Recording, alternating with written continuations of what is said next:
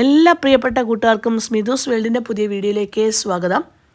എല്ലാവരും സുഖമായും സന്തോഷമായും ഇരിക്കുന്നല്ലോ. സന്തോഷമായിട്ടിരിക്കാൻ നമുക്ക് എല്ലാവർക്കും ശ്രമിക്കാം. ഇന്ന് നല്ലൊരു കപ്പ വേവിച്ചതിൻ്റെ റെസിപ്പിയാണേ. ശരിക്കും പറഞ്ഞാൽ മലയാളികൾക്ക് മറക്കാൻ പറ്റാത്ത ഒരു വിഭവം തന്നെയാണ് കപ്പ, അല്ലേ? നമുക്ക് എപ്പം കപ്പ വേവിച്ച് കിട്ടിയാലും അല്ലെങ്കിൽ കപ്പ പുഴുങ്ങി കിട്ടിയാലും നമ്മൾ കഴിക്കും.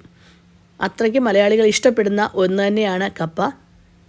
അന്നേരം കപ്പയൊക്കെ കിട്ടുമ്പോൾ ഈ രീതിക്കൊന്ന് വേവിച്ച് നോക്കൂ. പാത്രം പെട്ടെന്ന് തന്നെ കാലിയാകുന്നത് നമുക്ക് കാണാൻ പറ്റുമേ. ആദ്യം തന്നെ ഞാൻ ഏകദേശം 1 കിലോ കപ്പ ചെറിയ കഷ്ണങ്ങളായി മുറിച്ച് 2-3 വെള്ളത്തിലൊന്ന് കഴുകി എടുക്കണം. അത് കഴിഞ്ഞ ശേഷം കപ്പ വേവിക്കാൻ നമുക്കെല്ലാം അറിയാം. കപ്പയേക്കാളും കുറച്ച് മുകളിലായിട്ട് വെള്ളം വെച്ച് നല്ലതായിട്ട് തിളച്ച് വരുമ്പോൾ ഇതിലേക്ക് കപ്പയ്ക്കനുസരിച്ചുള്ള ഉപ്പ് ചേർത്ത് കൊടുക്കുക. ഇനി ഞാനിതിലേക്ക് ചേർത്ത് കൊടുക്കുന്നത് 1/4 ടീസ്പൂൺ മാത്രം മഞ്ഞൾപ്പൊടിയാണ്.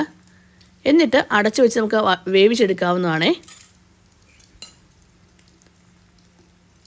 ഇപ്പം കപ്പ നല്ലതായിട്ട് വെന്ത് വന്നിട്ടുണ്ട് കേട്ടോ. ഈ കപ്പ പെട്ടെന്ന് തന്നെ വെന്ത് വന്നു. വേവ് നോക്കി മാത്രമേ വെള്ളം ഊറ്റിക്കളയാവൂ. കാരണം ഓരോ കപ്പയുടെയും വേവ് ഓരോ തരത്തിലാണ്. ചിലത് പെട്ടെന്ന് വേവുന്നത് കപ്പ കാണും, ചിലപ്പം കപ്പ വേവാൻ താമസമായിരിക്കും. അങ്ങനെയൊക്കെ ഉള്ളതുണ്ട്. അതെല്ലാം നോക്കി വേണം നമ്മൾ തയ്യാറാക്കി എടുക്കാൻ. ഇപ്പോൾ ഈ കപ്പ പെട്ടെന്ന് തന്നെ വെന്ത് കിട്ടി. ഞാൻ ഈ വെള്ളമെല്ലാം ഒന്ന് ഊറ്റിക്കളയാണേ. എന്നിട്ട് വീണ്ടും ഞാൻ തീരെ കുറച്ച് വെച്ചേക്കുവാണ് തീയ. ഇനി ഈ കപ്പ നമുക്കൊന്ന് കുഴച്ചെടുക്കാവുന്നതാണ്. പക്ഷേ ഇപ്പം കുഴച്ചെടുക്കുമ്പോൾ പ്രത്യേകം ശ്രദ്ധിക്കണം.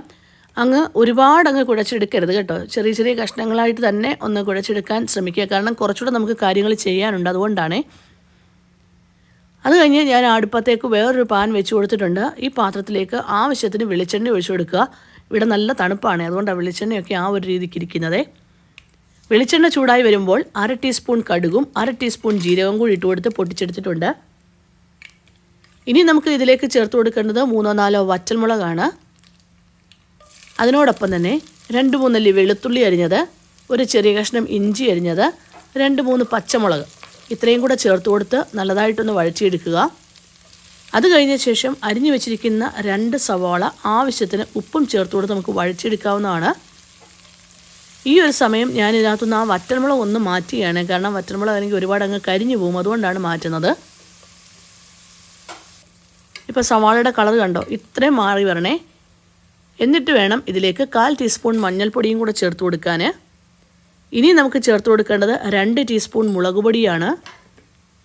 ഒന്ന് വഴറ്റിയെടുത്ത ശേഷം ഇതിലേക്ക് അരിഞ്ഞു വെച്ചിരിക്കുന്ന തക്കാളിയും കൂടെ ചേർത്ത് കൊടുത്ത് വഴറ്റിയെടുക്കുക. ഞാനൊരു 1/2 ടീസ്പൂൺ കുരുമുളക് പൊടിയും കൂടെ ചേർത്ത് കൊടുത്തിട്ടുണ്ട് കേട്ടോ. കുരുമുളക് പൊടി 1 ടീസ്പൂൺ വേണമെങ്കിലും ചേർത്ത് കൊടുക്കാം. എന്നിട്ടൊരു ശകലം വെള്ളം ഒഴിച്ച് ഒന്ന് യോജിപ്പിച്ചെടുക്കുന്നുണ്ട്. കാരണം ആ തക്കാളി പെട്ടെന്നൊന്ന് വെന്ത് കിട്ടാൻ വേണ്ടിയാണ്. ഞാൻ നേരത്തെ മാറ്റിവെച്ച വറ്റൽമുളക് ഉണ്ടല്ലോ, അതും കൂടെ ഈ സമയത്ത് ഞാൻ ചേർത്ത് കൊടുക്കുന്നുണ്ട്. തക്കാളിയൊക്കെ ഒന്ന് വഴന്ന് കിട്ടിയിട്ടുണ്ട്. ഈ സമയത്ത് ഞാൻ കുറച്ചും കൂടെ വെള്ളം ചേർത്ത് കൊടുക്കുകയാണ്. ഏകദേശം 1 കപ്പ് വെള്ളത്തോളം നമുക്ക് ചേർത്ത് കൊടുക്കാം. ഒന്ന് തിളച്ച് വരുമ്പോൾ ഇതിലേക്ക് നേരത്തെ നമ്മൾ കുഴച്ചെടുത്ത് മാറ്റി വെച്ചിരിക്കുന്ന കപ്പയുണ്ടല്ലോ, അതും കൂടെ ചേർത്ത് കൊടുക്കണ്ടോ. ഇനി ഈ ഒരു മസാലയിൽ നമുക്ക് കപ്പ നല്ലതായിട്ട് കുഴച്ചെടുക്കണം. അതുകൊണ്ടാണ് ഞാൻ നേരത്തെ പറഞ്ഞത് കപ്പ അന്നേരം ചെറിയ കഷ്ണങ്ങളായിട്ട് മാത്രമേ കുഴച്ചെടുക്കാവൂ എന്നുള്ളത്.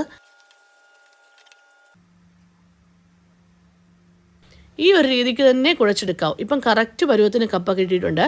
ഇതിലേക്ക് കുറച്ച് മല്ലിയിലയും കൂടെ ചേർത്ത് കൊടുത്തിട്ടുണ്ട്. കറിവേപ്പില ഉണ്ടെങ്കിൽ നമുക്ക് ചേർത്ത് കൊടുക്കാമേ. ഇനി നമുക്കിതിലേക്ക് ചേർത്ത് കൊടുക്കേണ്ടത് ഒരു 10 കൊച്ചുള്ളി ചെറുതായി അരിഞ്ഞത്. വെളിച്ചെണ്ണയ്ക്കകത്ത് വറുത്തതാണ് ഞാൻ ഈ ചേർത്ത് കൊടുത്തത്. ശരിക്കും പറഞ്ഞാൽ ഈ ഒരു കൊച്ചുള്ളി ചേർക്കാൻ മറക്കുകയേ ചെയ്യരുത്. അത് ഭയങ്കര ഫ്ലേവറാണ് നമ്മൾ കപ്പ വേവിച്ചതിന് കിട്ടുന്നത് കേട്ടോ. ഭയങ്കര ടേസ്റ്റിയാണേ. എന്നിട്ട് തീ ഓഫ് ചെയ്തിട്ടുണ്ട്. ഇത്രയും മാത്രമേ ഉള്ളൂ. വളരെ ടേസ്റ്റി ആയിട്ടുള്ള ഒരു കപ്പയുടെ റെസിപ്പി തന്നെയാണ്. എല്ലാവർക്കും ഇഷ്ടമാകും. ഇഷ്ടമായെങ്കിൽ ഒന്ന് ലൈക്ക് ചെയ്യാനും ഷെയർ ചെയ്യാനും സബ്സ്ക്രൈബ് ചെയ്യാനും മറന്നു പോകല്ലേ. Thank you for watching.